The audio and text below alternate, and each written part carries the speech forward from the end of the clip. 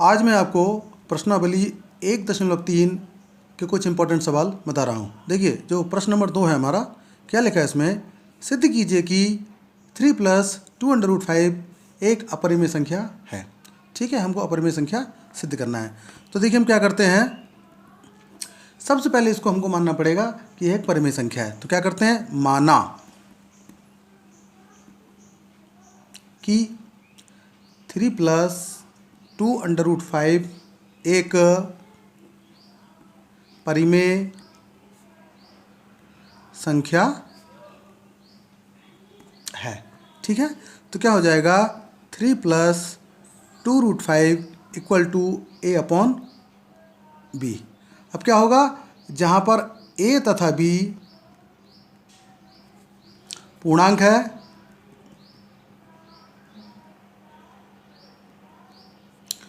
और जो b है वो 0 के बराबर नहीं है। देखिए, ठीक है, अब क्या करते हैं, तो इसमें सबसे पहले जो √5 है इसको हमको इसके बराबर निकालना है। तो क्या करेंगे, 2√5 = हमारा आ जाएगा a/b। जो हमारा 3 था इसको भेज देंगे दाएं पक्ष में, तो -3। ठीक है, अब क्या होगा, √5 बराबर ये जो 2 है इसको इसके नीचे लाएंगे, a/b -3, और इस पूरे के नीचे आपका 2 आ गया। चाहे तो इसको क्या कर सकते हैं हम लोग,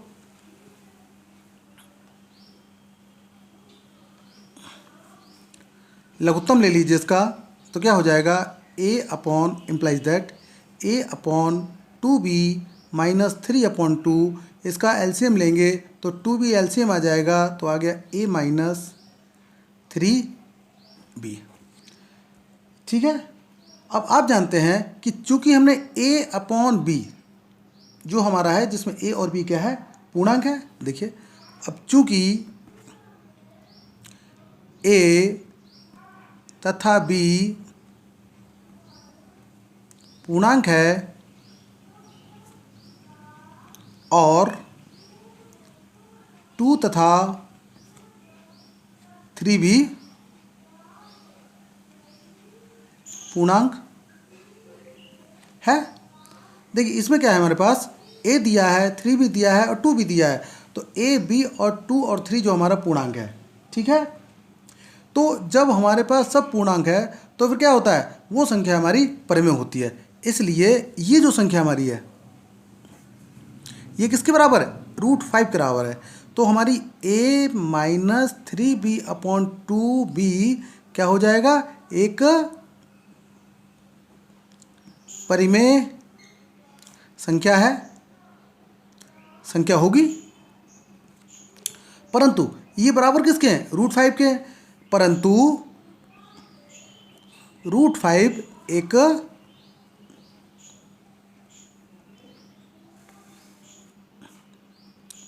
एक अपरिमेय संख्या है।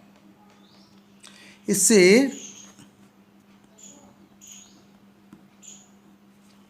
एक विरोधाभासी परिणाम प्राप्त होता है।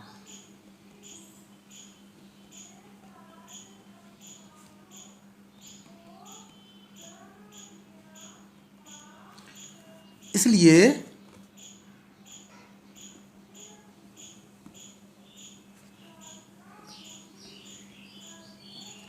हमारी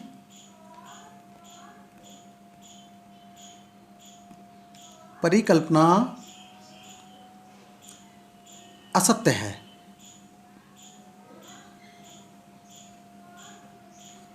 अतः जो हमारा था, क्या था हमारा, ये था 3 + 2√5। अतः 3 + 2√5 क्या हो गया, परिमेय अपरिमेय संख्या होगी। ठीक है, अब हमारा प्रश्न नंबर 3। प्रश्न नंबर 3 क्या है, सिद्ध करो कि निम्नलिखित संख्याएं अपरिमेय है। अब इसके 3 भाग हैं। पहला भाग 1/√2, सेकंड भाग 7/5, थर्ड भाग 6 + √2। ठीक है, ये 3 सवाल हमको करना है, लेकिन आप सवाल नंबर 1 देखिए। तो जो पहला सवाल हमारा क्या है, 1/√2, इसको हमको परिमेय संख्या मान लेना है। ठीक है, माना कि परिमेय संख्या है, इसलिए क्या हो जाएगा, 1/√2 इक्वल टू a/b लिख दिया जाएगा। अब क्या करेंगे, अब हम जानते हैं इसमें a और b क्या होता है, पूर्णांक होता है। ठीक है, और b does not equal to 0। और क्या ए भी हमने जो पूर्णांक माना है, परंतु इसको सहअभाज्य भी कहेंगे, ये पूर्णांक के साथ में सहअभाज्य भी होगी, सहअभाज्य संख्या है। अब आप जानते हैं सहअभाज्य संख्या कौन सी होती है, सहअभाज्य संख्या वह होती है जिसका HCF क्या होता है, HCF जो है वो क्या होता है, 1 होता है। जिसका HCF 1 है वो हमारी सहअभाज्य संख्या हो गई। ठीक, अब देखिए आगे बढ़ेंगे हम लोग। अब इसका क्रॉस मल्टीप्लिकेशन करेंगे तो हमारा क्या आ जाएगा, पहले क्या करते हैं, इसका वर्ग करते हैं। वर्ग करने पर तो 1/√2 इक्वल टू a/b। अब क्या करेंगे, इसका वर्ग करेंगे दोनों तरफ, तो हो जाएगा 1/2 इक्वल टू a का स्क्वायर a, b का स्क्वायर b का b स्क्वायर। तो क्या हुआ, √2 का स्क्वायर 2 होता है। क्रॉस मल्टीप्लिकेशन करेंगे तो हमारा क्या आ जाएगा, b square equal to 2a square. अब देखिए इसके बाद में जो ये b स्क्वायर है, क्या लिखेंगे हम, तो यहाँ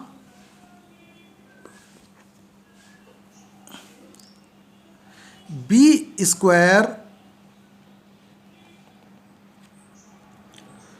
2 से विभाज्य है, तो इसके साथ में 2 है ना, 2 से विभाज्य है।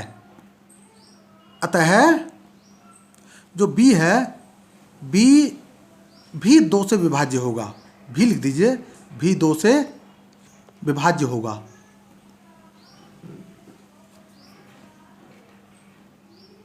या विभाज्य है।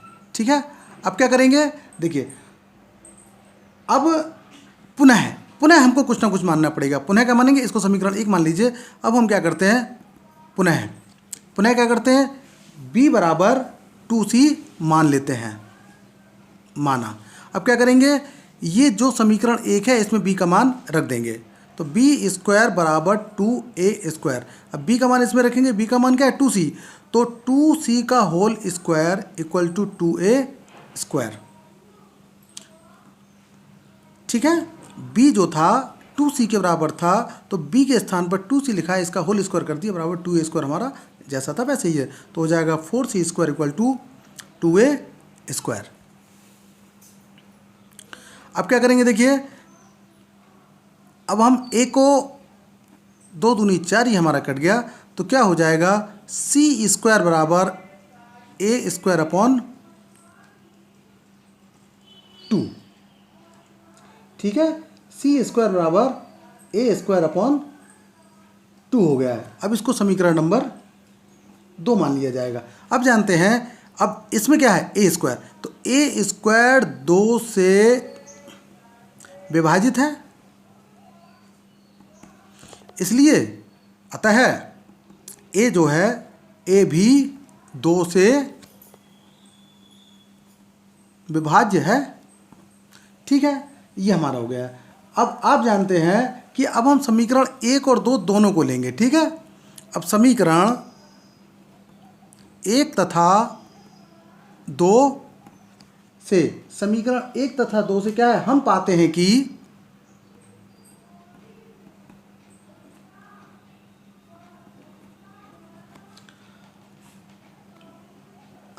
कि जो a और b जो दोनों हैं क्या है, 2 से विभाजित है।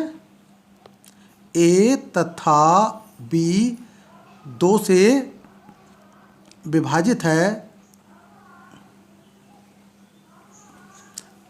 इसलिए 2 क्या हो गया, उभयनिष्ठ गुणनखंड है।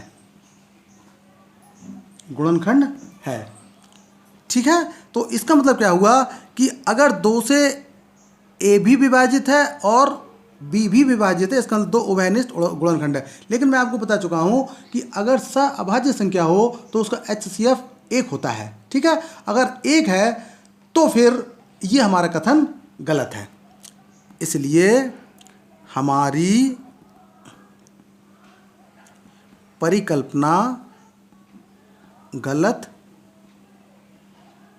सिद्ध हुई है। अतः क्या दिया था हमारे पास 1/√2।